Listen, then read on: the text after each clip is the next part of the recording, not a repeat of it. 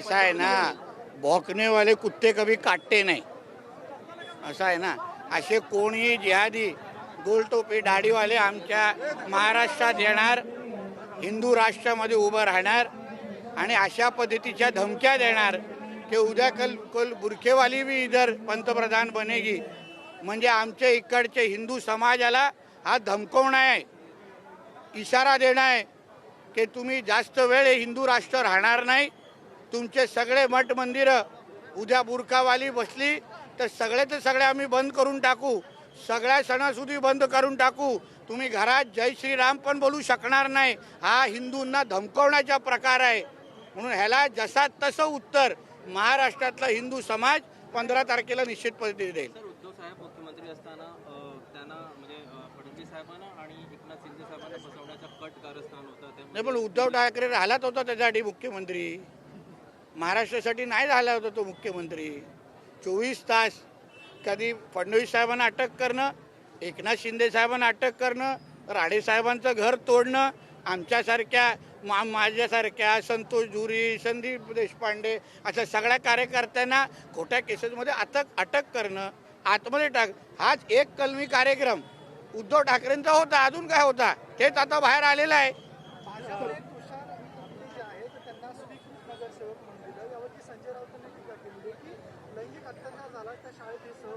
असं आहे ना, त्याची दखल निश्चित पद्धतीने आमचे वरिष्ठ घेतील. भारतीय जनता पक्ष हा शिस्तबद्ध पक्ष आहे. शासन नक्की होणार. राष्ट्रभक्तांची आमची संघटना आहे, म्हणून मला विश्वास आहे आमच्या वरिष्ठ पातळीवर याच्यावर निश्चित पद्धतीने दखल घेतली जाईल. अण्णामलाई यांनी मुंबई महाराष्ट्रामध्ये नाही, महाराष्ट्रात शहर नाही असं म्हणाले. अरे असं कोणी आलं आणि तुम्ही उगाच त्या बातम्या चालवतात. अण्णामलाई बोलायला काय गेले आणि तुम्ही मोठा कशाला करताय? कोण बिचारा आमचा सहकारी आहे तो, त्याचा बोलण्याचा तसा अर्थच नव्हता. पण तुम्हाला बाकी दिवसभर काय कंटेंट भेटत नसल्यामुळे उगाच कोणाची तरी वाजवत बसतो. आमची वाजवा ना, आम्ही स्थानिक आहे. देखिए ऐसा है ना, भौंकने वाले कुत्ते कभी काटते नहीं, इसलिए हमारे हिंदू राष्ट्र में खड़ा रह के हिंदुओं को अगर ये कोई धमकाने का अगर कोशिश करता रहेगा, मतलब गजवाए हिंद अंतर्गत इस हिंदू राष्ट्र को इस्लाम राष्ट्र बनाने के लिए जो कोशिश हो रही है ना, उसकी शुरुआत बुरखे वाली पंतप्रधान के धमकी से है. मतलब कल अगर बुरखे वाली पंतप्रधान बन सकती है तो कल हिंदू समाज को इधर सबको धर्मांतर करके इस हमारे हिंदू राष्ट्र को इस्लाम राष्ट्र बनेगा, ऐसी धमकी ओवैसी देने की कोशिश कर रहे. मतलब हम हमारे घर की पूजा भी कर नहीं पाएंगे, जय श्री राम नहीं बोल नहीं पाएंगे, I love Mahadev K banner नहीं लगा पाएंगे.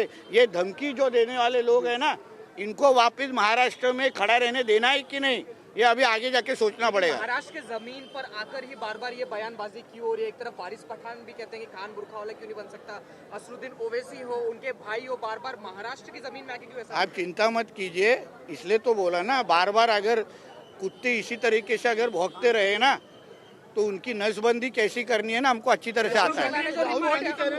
अरे लवकर बोल बाबा, माझा सभा है यार, कसं बोलणार. महबूबा मुफ्ती कह रही हैं कि जिस तरीके से विष्णु देवी जो मेडिकल कॉलेज बंद किया गया वो पॉलिटिसाइज नहीं, मैं उसके बारे में मालूम नहीं. देखिए वो सच्चाई है.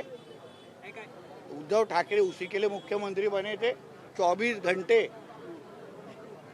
शकुनी मामा जैसे हमारे देवेंद्र जी को कभी अरेस्ट करना है, हमारे एकनाथ शिंदे पे झूठे केसेस कैसे डालना है, राणे साहब के घर कैसे तोड़ना है और सभी भारतीय जनता पक्ष और कार्यकर्ताओं को झूठे केसेस में अंदर कैसे डालना है, यही तो उद्धव ठाकरे का 24 घंटे काम था. बाकी किया क्या उसने महाराष्ट्र में? इसी तरीके तो झूठे केसेस डाले ना.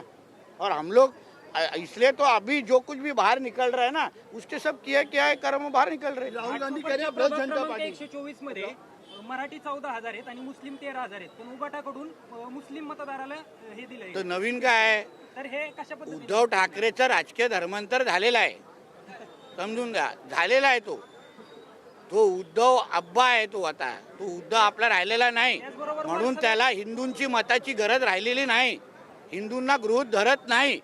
त्याला त्याच्या पाकिस्तान मधल्या अब्बा जो बसलेला आहे ना, तो त्याला काय आशीर्वाद देतो, काय दुआ देतो, ह्याच्यावर त्याचं सगळं अवलंबून आहे.